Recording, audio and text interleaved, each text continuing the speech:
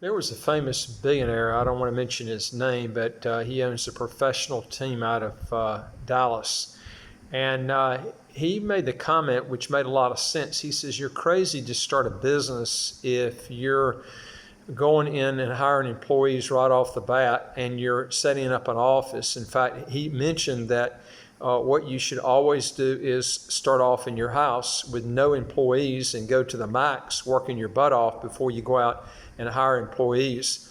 And that made a lot of sense. In fact, if you look at people like Mark Zuckerberg and Bill Gates and even the founders of Google, they started in their basement or garage on their business starting off. And this is really the best way to do it, because what happens is you cut back your overhead close to zero. And by trying to do a lot of the stuff yourself, you don't have this debt that you're running into that makes it very difficult to get your business going and to keep it afloat. And the reason I bring this out is a lot of these residency by investment type programs, one of the big drawbacks that you have with this that you don't have with citizenship by investment programs is they will actually require you to hire employees, usually three, usually anywhere to 1 to 3, but usually it's 3 employees. That's the way that Thailand's program was working on their work visa type program, and also Panama's program was the same way. And they require you to have an office right off the bat. So what you're doing is you're throwing yourself into debt.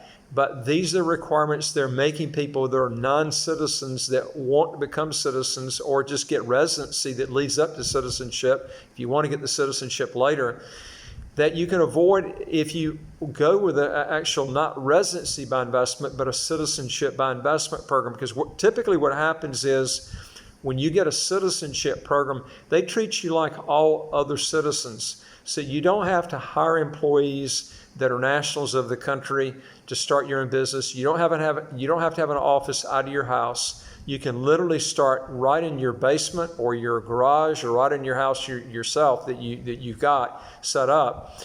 And you skip a lot of these expenses. And what I try to tell people, a lot of cases, citizenship by investment can actually be cheaper than a residency by investment if you can compare it this way, because what are you going to pay 3 employees until you get citizenship?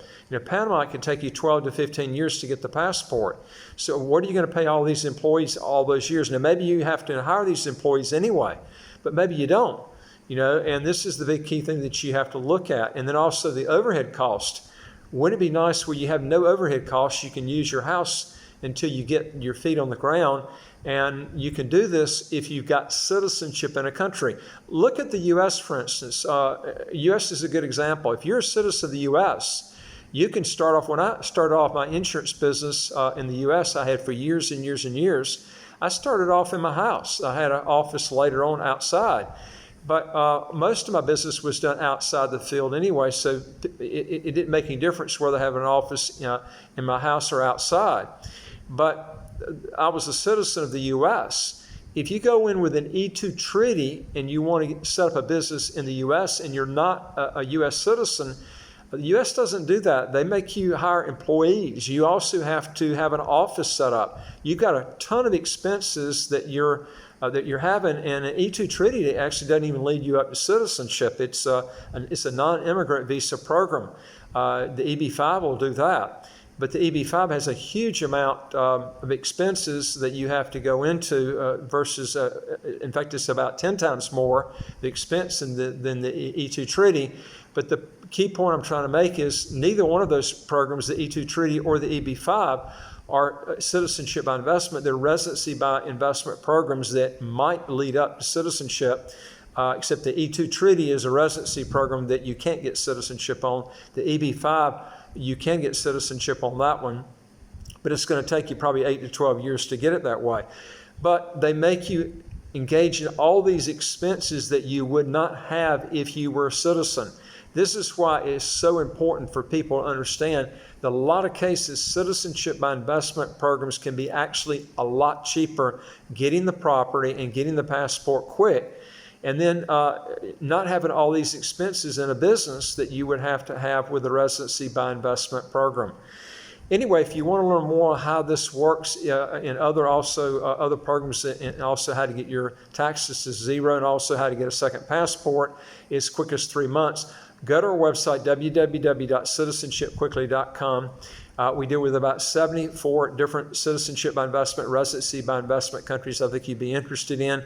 And also hit the subscribe button at the right of your screen. You'll get new videos as they come out automatically. And I'd like to hear from you. If you got a question or comment, hit the question or comment part below and put in the question you want, and we'll be glad to get back with you as soon as we get it. And I look forward to talking to you on the next video. Take care.